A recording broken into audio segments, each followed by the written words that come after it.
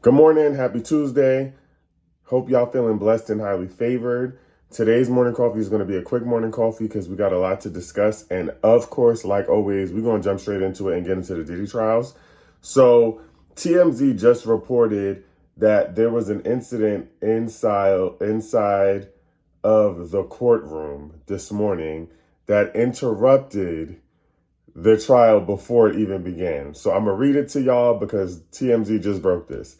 So Sean Diddy Combs' federal sex trafficking and racketeering trial in New York City resumed Tuesday morning, the 15th day of the testimony. But before the jury even seated, a woman caused a scene in the courtroom and was quickly ejected.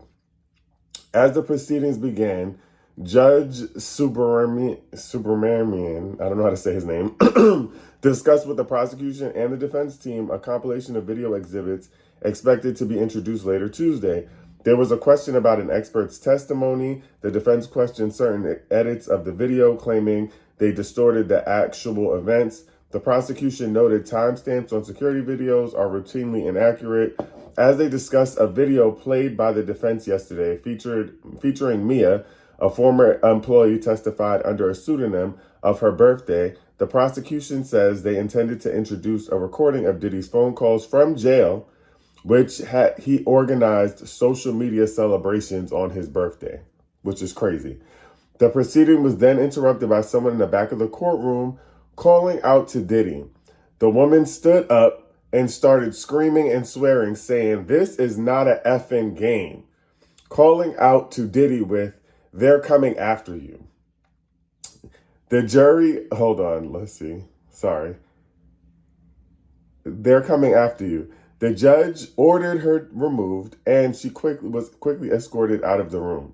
The jury was then brought in, and prosecutors called Eddie Garcia, who's a security supervisor of the Intercontinental in Century City, Los Angeles, the site of the infamous Cassie beating video. The hotel does not operate at that location any longer. Vocal bystanders have gathered outside the courthouse during the course of the trial. TMZ obtained a video of the person outside the courthouse this morning. Hold on, let's see what the video is giving. Yo, this is ghetto. But of course, I feel like what's interesting is that there is people on both sides. There's people who absolutely think he's guilty, and then there are people who are standing up for him. And the fact that someone stood up in the middle of before the trial even began and said, "This is not an effing game, they're coming for you." I don't know if she meant that in favor of Diddy or against Diddy, but I don't know. But this is getting crazy. This has literally turned into a movie. One second, because TMZ seemed to have caught up with her. Who the is the cloud chaser? Oh, okay, clock that. Clock that. Let's go viral in this. Let's go viral. This is crazy. Or what? Snap out in the courtroom. Yeah, Outside the courtroom. everybody back up before you get smacked. Get smacked. Wow. Back up. I'm gonna get smacked. This is the lady who was put out. Okay. This is the witching hour.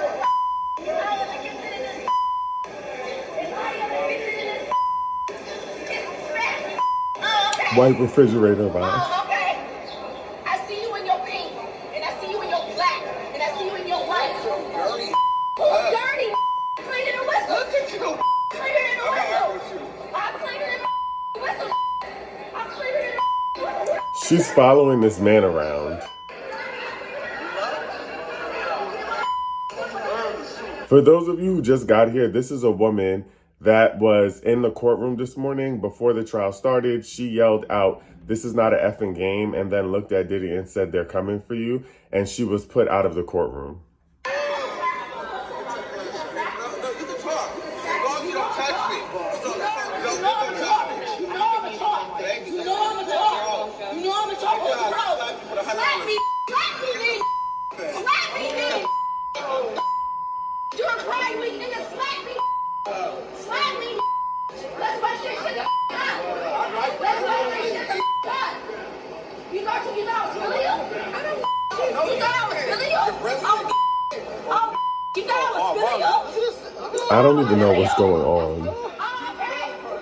Yeah, let's go viral. Let's go viral. Let's go viral. I'm that. I'm that. I feel great. I feel fantastic. How y'all doing? Y'all cool? Okay, you good? Y'all cool? We outside. Is y'all cool? You want some of this? You want some of this shine? Is y'all cool? Is y'all cool? He's a thoroughbred. He's a thoroughbred. He's a thoroughbred. He's a thoroughbred. I see you. You're not that. You're not that. I'm that. I'm that.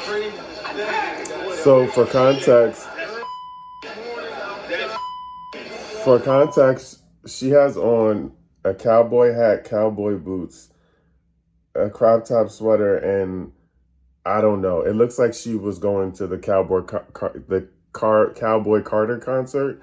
I'm not sure what is happening or why. They don't tell us why she erupted into this, but she did interrupt the beginning of the Diddy trial before it even started by screaming out that this is not an effing game and they're coming for you to Diddy. It seems like she might be a Diddy supporter, but I'm very confused about how she got into the courtroom.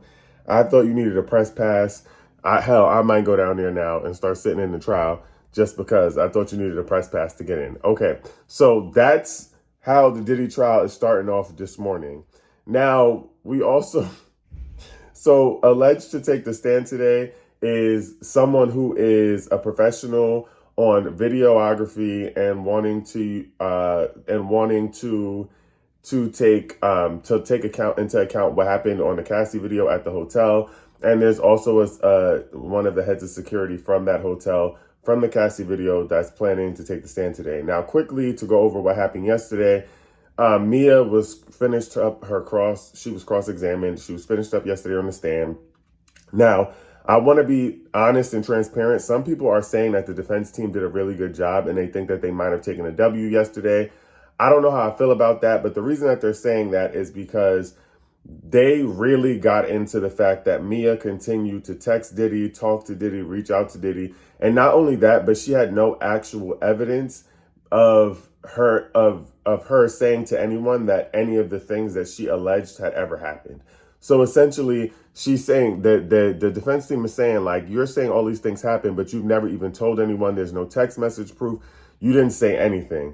So people are saying that because she doesn't have any actual evidence outside of her testimony, that they feel like she's not a credible source. Now, I also want to say that people who were inside the courtroom did say that they feel like the jurors had a reaction to the fact that she was not able to prove any of the things that she stated. Now, that's the unbiased. That's like, this is what they're saying. Now, in my personal opinion, I believe that it feels clear that most victims who are in situations like this are, for a lot of reasons, not going back to the person who has victimized them, going back to the wanting to reconnect with them. They have a level of power and control over them because she's a victim. And I think that it just shows how much power and control he actually had over folks.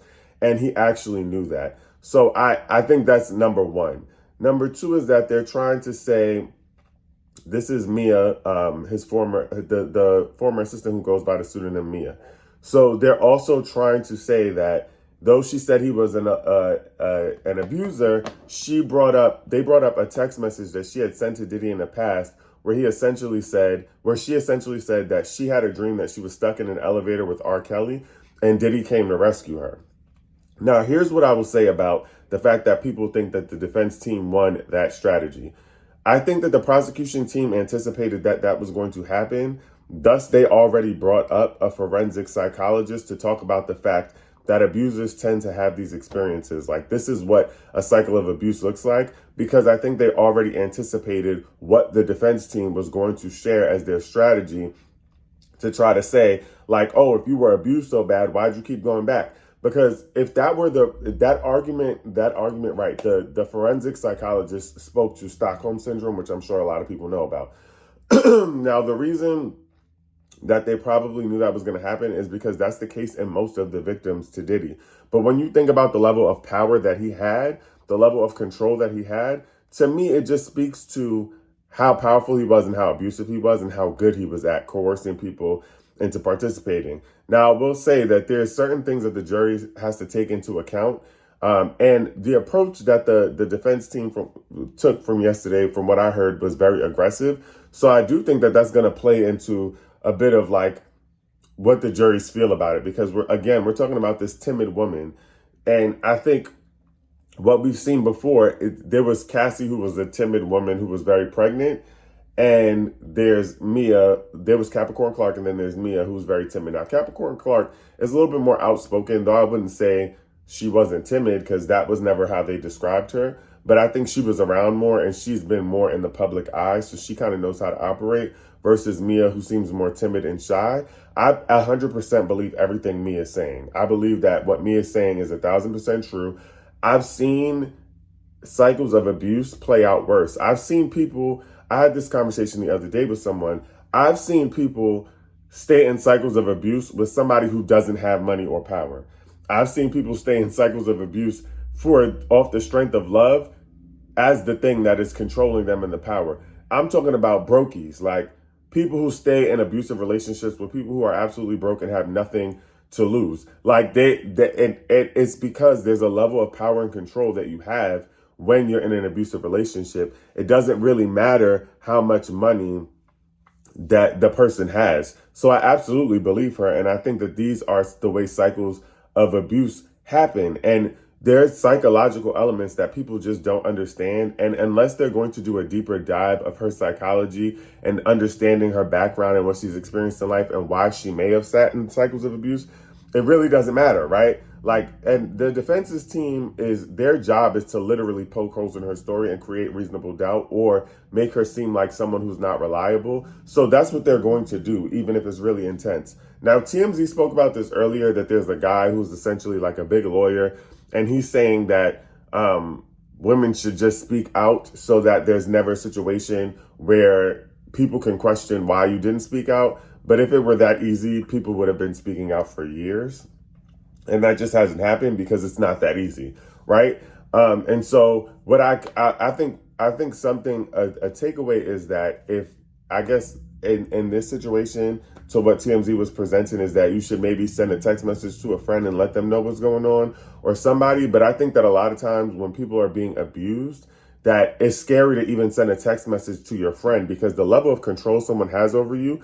He was going through their phones, not just Cassie's phones, but his assistant's phones. He had a tracker on Cassie's car. Like, there was a lot to it that I think people are not taking into account, but it's easier said than done. You can tell people who are abused that they need to do certain things, and it's like, it probably won't happen because there's a reason they're in an abusive relationship. And if it were that easy, and people keep saying that what they reported on TMZ from the guy who said it was that it's safe for women to report acts of abuse or violence, but we all know that that's actually not true. And we know that based on what we're currently seeing, even in the Megan Thee Stallion situation, where she has come out and very clearly articulated that she has been shot by someone who was found guilty of shooting her, and she's still being harassed. So if it were that simple, people would just do that, and it's never that simple. Speaking of Megan Thee Stallion, Savannah Chrisley, the one who got her parents pardoned, she is now advocating and saying that she wants to take a look into the Diddy case. Now, before I get in, I'm going to play the audio, though I really hate playing these audios because I feel like it plays into the tomfoolery. What really grinds my gears is that people who are not qualified to look into cases are now saying that they're looking into cases. Just because you begged Trump to pardon your mother and your father, and he pardoned two white people because they were in jail for the thing that he does, doesn't mean that you're qualified to look into every case. The same way that Amber Rose is not qualified, the same way that congresswoman from Florida is not qualified. Like, and there has to be limits. And I know that Megan Thee Stallion is living her best life, and I know that we want to stop seeing her have to be forced to be engaged in these conversations, but they won't stop. And I feel like she needs to take legal action against all of them and have her lawyers do that. But here's the audio. Oh, wait, that's not playing from there because that's not the right audio. Hold on a second. Oh my God, why is this not working now? I think I need to exit and enter out again. Here's the audio. Just got off the phone with Tory Lanez's father, and I would love to know your insight and whether you think he is guilty or he's not. I am obviously beginning to educate myself on this case, and I see a lot of inconsistencies that really cause me to question, did he in fact shoot Megan Thee Stallion in the foot, or did he not? Grayson says he in fact did not. Like I said, I am educating myself on this case and would love to know your thoughts. So did he or did he not shoot her? Do you believe as a first-time offender, even if he did, that this is worth 10 years in prison? Would like to know. President Trump didn't just commute their sentences. He gave them a full unconditional pardon. So that's her talking about her parents. Now, here's my thing.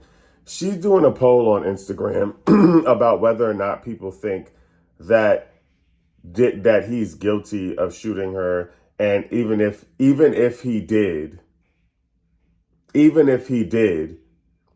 should he be given as a first-time offender 10 years?